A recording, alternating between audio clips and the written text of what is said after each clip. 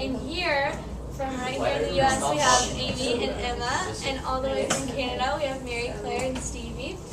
And so, I just wanted to know, must a unified nation have a single culture? It doesn't. The current level of assimilation is lower than it was during the 20th century, according to the Manhattan Institute. And there have been fewer wars since then, that's for sure. U.S. point of view? We think that it does because in order for a nation to work, it needs to have like a same idea like to build upon. And if there are all these different people like all doing different things, they can't agree all the time on one thing. And also it helps people who are immigrants, it helps them like fit in faster if they adapt one culture instead of keeping their own. And according to USA Today, immigrants arriving in the past 25 years have assimilated faster, and I think it's easier to assimilate into what other people are doing for you to get to know them better and to have more like similarities and to be more alike.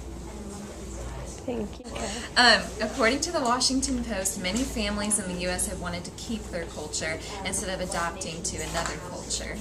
And one of the main points of multiculturalism is understanding of other cultures. If we can't understand our own people as different cultures, how can we hope to understand other countries' cultures?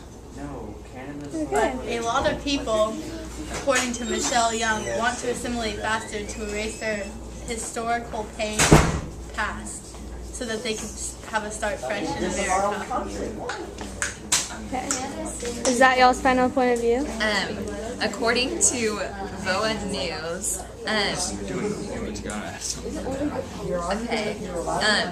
they say it's within you. It's a blessing. It makes you a richer person, a better person, knowing that you can understand the American culture and at the same time keep your own culture. Being against assimilation is knowing the American culture, but also keeping the culture that you still have. But if you are involved in multiculturalism, then it's harder to get to know people, and there are more arguments, and there are more butting of heads because you believe in different things and you can't agree on one thing, as middle ground. Thank you. Is that y'all's final point of view for must a unified nation? Yes. Yes. Thank you. Our next question will be, what are the advantages and disadvantages of assimilation? Or what are the advantages and disadvantages of multiculturalism in unifying a nation? I think that if you're against assimilation, you're still keeping your old culture, but not adapting to new cultures, but you accept them. It's better to have one common ground among people, because if you don't, then there will be different things that everybody is doing. And in multiculturalism, some people want to get away from that past. And according to the World Geography textbook in the 19th century, and here in America, everyone was encouraged and sometimes forced to start evolving into the English and American culture, and I think that was a great idea, because bringing everybody together helps you find common ground and makes you a united nation.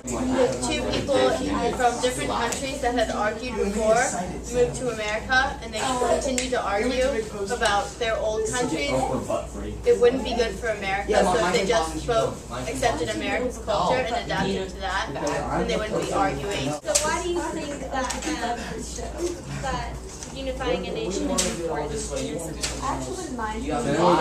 you're not a united nation, there's going to be things like the Civil War, and there's going to be wars among you a lot. There are going to be a lot of wars and a lot of disagreements, and nobody wants that. Everybody wants to be one big, family kind of.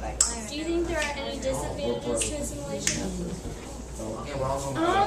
Not really. I mean, people can still keep some of their values. I understand what you say by people were encouraged to enforce, but forcing them could cause people to retaliate in order to protect their own culture. Well, what do you think are the advantages of not having assimilation?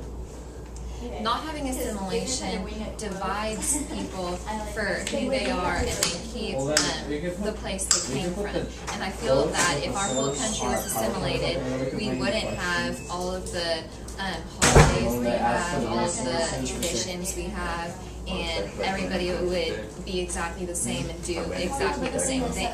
The advantages for having assimilation were, in the United States, were to unify as a nation and become one. And the disadvantages for not having assimilation would be wars, like they said in Canada, and disagreements and everything. And I think that concludes today's show. So, thank you everyone.